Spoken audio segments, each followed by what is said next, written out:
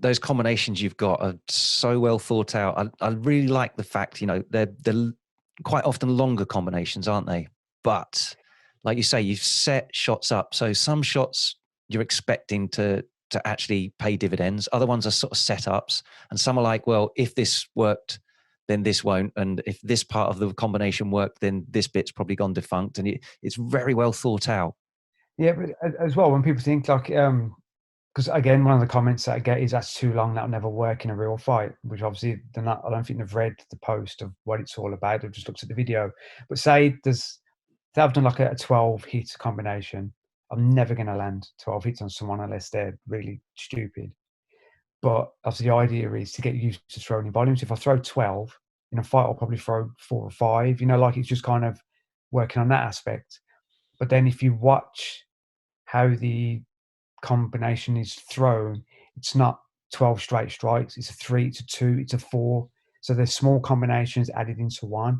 And those split seconds gives you that chance to have a look how they've reacted, what you can throw from there. Like you can move if you have to, if they're going to attack back. It kind of just breaks the rhythm up slightly.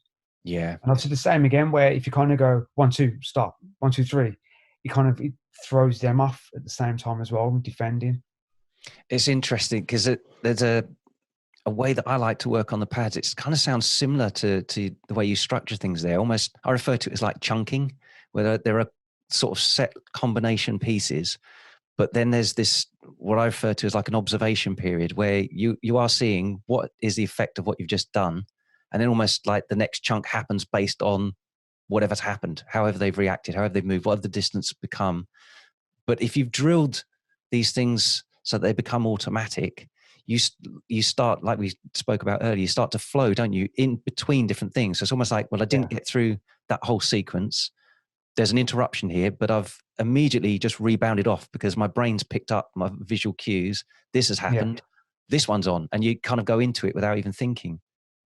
Because as well, our gym as well, it makes it easier for the gym in general, just for people to work on combinations.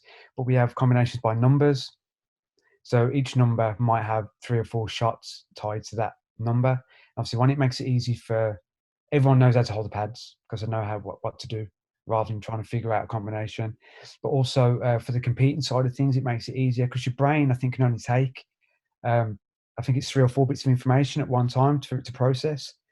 So if I've got 3 combinations, I've got 4 or 5 techniques to each one, do 2, 4, 6. It's only 3 bits of information, but you know what they are, so you can incorporate a bigger strike, if that makes sense. Yeah, so I get some people that they'll kind of take the mick out of number combinations, but again, there's a system behind it. You got to understand what the system is to really benefit from it. Yeah, it's kind of filtering down the brain workload, isn't it? Because we know a load of that's going to go in the fight, and if we can not just that, obviously like Muay Thai is 2 minutes in between rounds, but obviously a lot of other places. And when you get on the big promotions as well now, you got a minute. So you've got a minute to relay information to someone.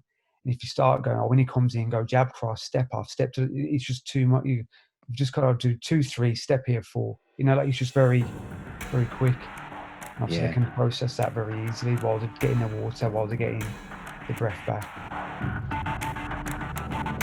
Thanks for listening. If you found this valuable, please like, subscribe, and share with someone else it could help too.